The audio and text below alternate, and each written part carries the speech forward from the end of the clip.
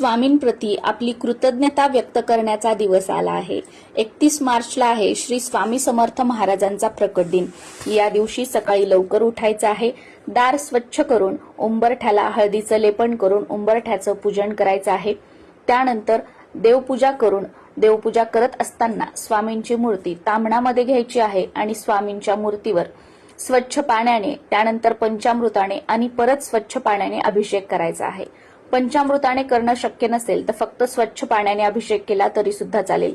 अभिषेक करत असताना शक्य झालं तर 16 वेळा पुरुष सूक्त म्हणायचं आहे, पण 16 वेळा शक्य नसेल तर 1 वेळा पुरुष सूक्त म्हणायचं, 1 वेळा श्री सूक्तम म्हणायचं, 1 वेळा पवमान सूक्तम म्हणायचं आणि श्री राम रक्षामधील 9 ओव्यापर्यंत ओव्या म्हणायच्या आणि महाराजांच्या मूर्तीवर अभिषेक करायचा। अभिषेक झाल्यानंतर मूर्ती स्वच्छ पुसायची।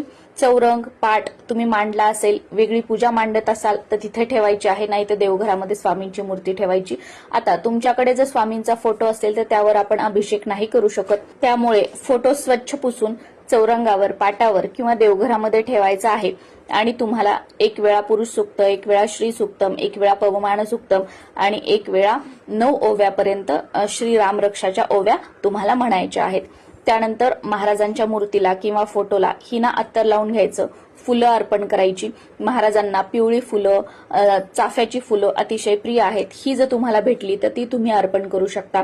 त्यानंतर महाराजांच्या आवडीचा जो काही एखादा पदार्थ तुम्हाला बनवता येत असेल तो स्वतःच्या हाताने बनवायचा आणि त्याचा नैवेद्य महाराजांना दाखवायचा आहे। महाराजांना बेसनाचे लाडू आवडतात, पुरणपोळी आवडते किंवा तुम्ही वरण, भात, भाजी, पोळी, भाजीमध्ये घेवड्याच्या शेंगाची भाजी बनवू शकता किंवा तुम्ही खीर बनवू शकता किंवा यापैकी काही शक्य नसेल तर कोणताही एक गोड पदार्थ बनवून त्याचा नैवेद्य दाखवला तरी सुद्धा चालेल। आणि महाराजांसाठी नैवेद्य बनवताना किंवा कधीही कोणत्याही देवासाठी नैवेद्य बनवताना तो शक्यतो आपल्या हातानेच बनवावा, कारण असं म्हटलं जातं जेव्हा आपण देवासाठी नैवेद्य बनवत असतो तर तेव्हा आपल्या हातातील जे आपलं दुर्भाग्याच्या रेखा आहेत त्या सौभाग्यामध्ये बदलतात असं म्हटलं जातं, असा एक भाव आहे। त्यामुळे स्वतःच्या हाताने नैवेद्य बनवण्याचा प्रयत्न करा आणि हा महाराजांना दाखवायचा आहे। महाराजांना नैवेद्य कसा दाखवायचा, कोणते मंत्र वगैरे म्हणायचे, हा व्हिडिओ आपल्या चॅनलवर आहे, तो तुम्ही बघू शकता आणि त्यानुसार तुम्ही नैवेद्य दाखवू शकता। आणि या दिवशी आवर्जून श्री स्वामी समर्थ या मंत्राचा 11 माळी जप करायचा आहे।